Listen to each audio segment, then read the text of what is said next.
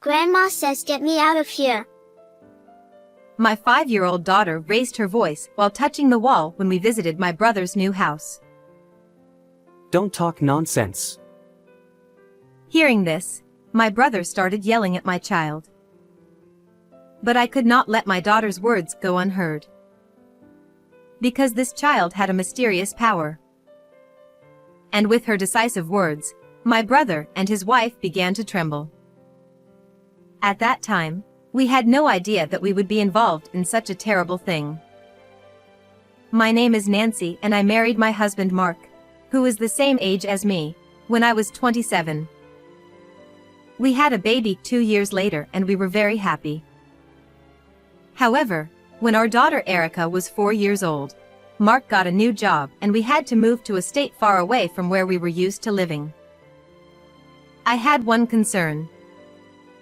That was my 72-year-old mother, who now lives alone after the death of my father a few years ago. Before we moved, I used to take Erica to my parents' house to check on her. My brother Hans and his wife Emily lived nearby, but they were both busy with work, and I felt kind of bad asking them to take care of my mother. However, I was not in a place where I could immediately rush to my mother's place either, so I had to rely on my brother and his wife. Then I got a call from my mother saying, I'm moving in with them at Hans's house. At the time, she was having trouble with her legs, and I was concerned about that even after we moved out. She would be safe with my brother. Hearing that, I was relieved and patted my chest. Moreover, Emily, my brother's wife, was kind and took care of things, and my mother always praised her. I've decided to tear down my parents' house and build a new one. One day, I received a phone call from my brother. He told me that his house, where he lived with his mother, had many steps and seemed inconvenient for her, so he would make the new house wheelchair accessible. He said he would sell his brother's house and rebuild it with the money he had and some help from his mother. Okay, I understand. I'll come help you before you tear down the house. The day after I received the call, I returned to my parents' house to clean up the mess. I was sad to think that the house I grew up in would be gone, but my mother was very happy, so I decided it was for the best. Would I see you next after the new house was built? With that, I finished helping them and left my parents' house. Since then, I had been communicating with my mother by email on a daily basis, and we were nearing the point where our new house would soon be completed. Then, I suddenly lost contact with my mother. What's going on? I felt a stirring in my heart and decided to ask my brother Hans. What he told me was unbelievable. He told me that my mother was in need of nursing care and had gone into an institution. No, that can't be true. I've been texting her every day. That was me pretending to be my mom and replying. She wasn't in any condition to operate her phone anymore. Then why didn't you tell me right away? But wouldn't it shock you to find out that your favorite mother is going through that? Moreover, he continued, she may not even recognize you anymore. My mother's memory was vague. She was unable to take care of herself. Her personality had changed, and she sometimes became angry suddenly when she used to be calm. I want to see my mom. You can't do that. She is finally able to live calmly at the facility now, but if you suddenly go there, it will only confuse her. That may be so, but then at least tell me where she is staying.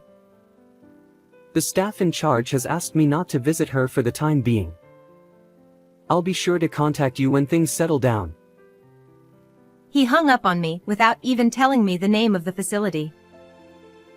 However, I was not convinced by all means, so I decided to leave my daughter with my husband on his day off and visit my brother's house alone.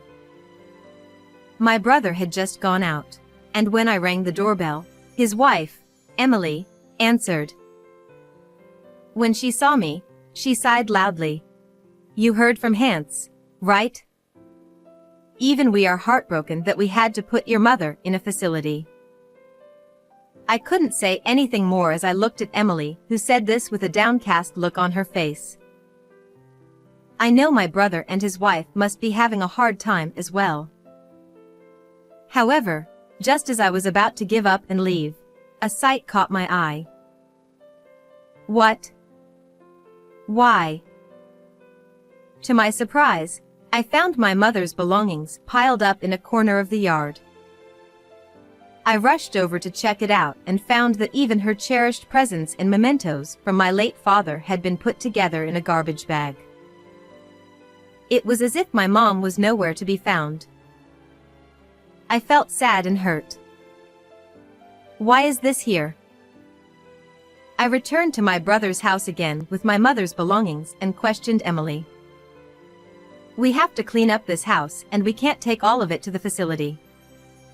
My new house hasn't even been handed over yet, so I have no choice but to throw it away.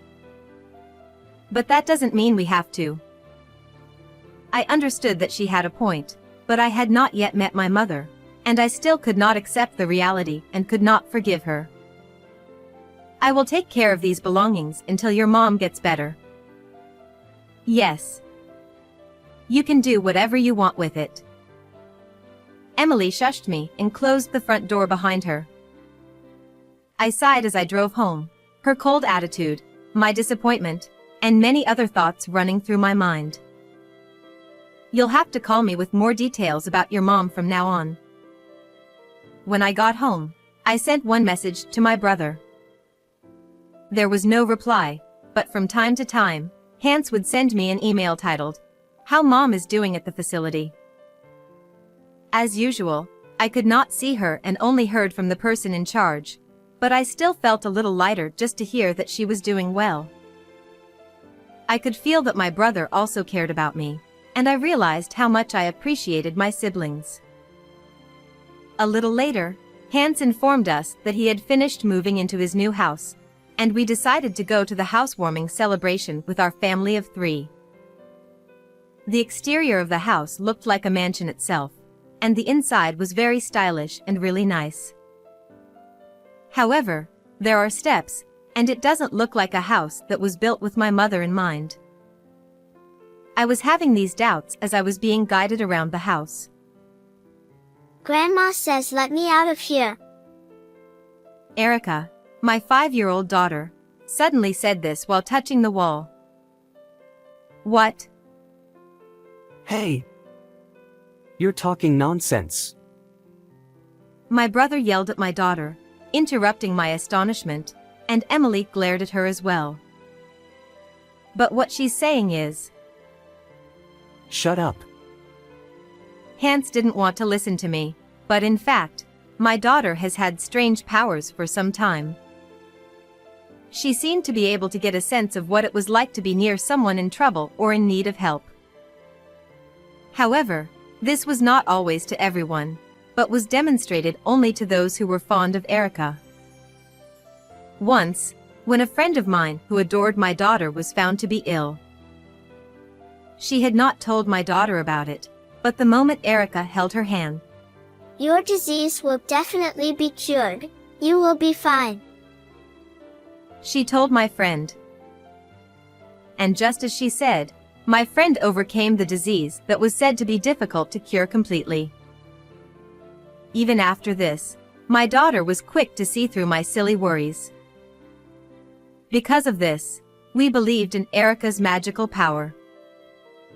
My daughter tilted her head as she looked at my brother and his wife, who looked at her creepily.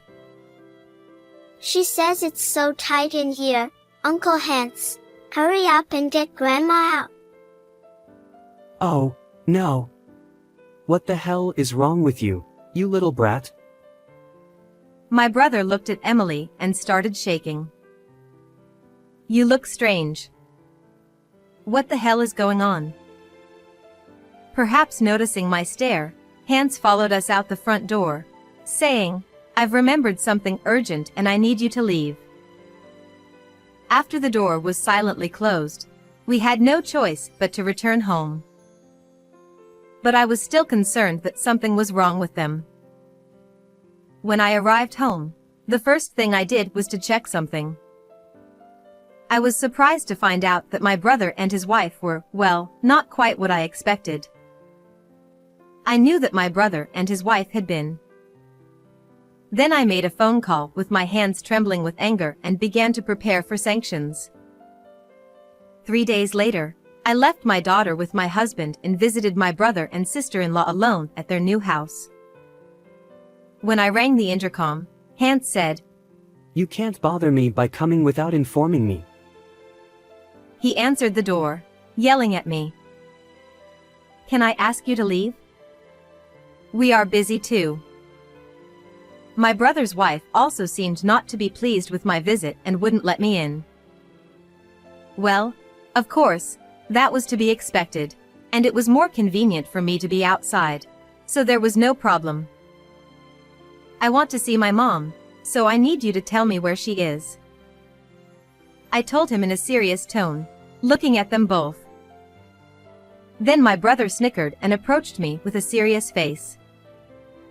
"I don't think Mom would want you, her daughter, to see her different self from before. Leave her alone." That's right. Why don't you leave your parent alone already? She's fine as long as she's in the care of her facility. Emily also set the tone for my brother, wrinkling her brow. "I can't do that." I told them so, and I said, "Please," to the people waiting outside the gate. As if on cue, 5 men in work clothes entered the property and began tearing down the walls of the house. Hey! Who are you guys? What are you doing to someone else's house?" Hans raised his voice and stood in front of them, presenting himself to defend his new home. "These are the demolition crews. I called them and asked them to tear this place down now." Ha! Are you insane? Why would you do that to a house that was just finished? "That will be obvious when we tear this place down." Just make it stop right now. I'm calling the police. My brother was fuming with rage. I told the contractors to wait a bit and stop their work for once. "Can you call the police? Isn't it you and Emily who are in trouble?" What are you talking about? Oh, maybe you're serious about what that creepy kid said, and you're going to dig through the walls? Yes. Mom's in here, you know. In fact, I wanted to be sure of that, so when I decided to sanction my brothers, I hired a contractor. My brother stared at me with a furrowed brow. "You don't believe me? But Erica really does have magical powers." "So what? It doesn't matter now. You broke someone's house, you'll have to pay for it." My brother's wife came at me with a terrible sword, and this was the first time I had ever seen her face like this. This must be Emily's true nature. What's the use of doing that if you don't have any evidence? How many times have I told you that Mom is in an institution? Hans now spoke as if admonishing. I ignored him and confronted him with one notebook. "I have proof. It was all written in this." It was a diary left by my mother. On that day when my brother and his wife turned me away, I went home and checked the contents of my mother's belongings that I had brought home earlier. As I was searching for clues, I found the notebook at the bottom of her bag. In it, in my mother's own handwriting, she had written about the events that had taken place since they had decided to start living together and build a house. She said that my brother's wife had been cold to her, and that Hans had asked her for money. She was supposed to help with only a part of the construction cost of the new house, but in the end, she was asked to keep the bank book and all the money was used without her permission. Furthermore, my mother, thinking that I would be worried if she told me about it, did not tell me. That diary doesn't lead to the ludicrous suspicion that Mom is inside these walls, does it? Even though just spending the money without permission was a problem, my brother gave me a victorious look as if it had never happened. I was taken aback and said, "This isn't the only one," and opened the page to the date the day before I lost contact with my mother. "What the hell?" When they saw it, they both exclaimed in shock. It contained a detailed account of a conversation between Hans and Emily that my mother had overheard by accident. It was a terrible conversation, starting with the statement that old people with no money are just in the way, followed by the words of the brother's wife, "When are you going to send your mother to the other side?" My brother seemed to be saying that Mom is always in touch with me, so if he got the timing wrong, I would find out right away. And from there, the two of them began to laugh and make terrible plans. When my mother heard this story, she must have thought that maybe her life was really in danger. Unfortunately, Emily caught my mother eavesdropping. She managed to cover it up and went back to her room, but she was planning to call me after dawn to discuss everything. However, I never heard from my mother. This must mean that my mother was killed by them after she wrote her diary. Isn't this the truth? You guys are such assholes. This could just be Mom's imagination. You see. She may have lost the border between reality and delusion. That's why she's in an institution. Are you still saying that? Mom is definitely here in this house. All these lies about her being in an institution. Come on. Which are you going to believe? This diary that may or may not be true, or my story? In my mind, I said, "Of course it's Mom, isn't it?" I held up the floor plan of the house that was tucked away on the last page of the notebook. The paper was quite tattered, showing signs of having been repeatedly folded and opened. My mother was probably looking forward to seeing her new house being built, and she may have looked over the plans again and again, imagining herself living there. It was heartbreaking to think of her feelings. Why are these walls double? It's got an entrance too, so it must be a warehouse or something. I confronted Hans with the floor plan even more forcefully and questioned him. Well, that's a rejected blueprint. Did Mom pick it out of the trash? Is that really true? Let's find out. I told him so and again signaled the contractors to resume their work. Hey! You really shouldn't do that. Don't destroy our house. Nancy. Don't just stand there with your arms crossed. Make them stop. Both my brother and Emily yelled and tried their best to stop the work. But it continued, and after a few minutes, the hole that had been drilled from the outside finally penetrated the wall. When I looked through the hole, I saw that it was a small storage room. Inside, I saw what I assumed to be my mother. Mom. Tears were spilling from my eyes as I was confronted with the fact that this is real after all. But I could not break down in tears until I sanctioned them. "I'm calling the police," I said, wiping my tears with my hand and looking them firmly in the eye. Oh, by the way.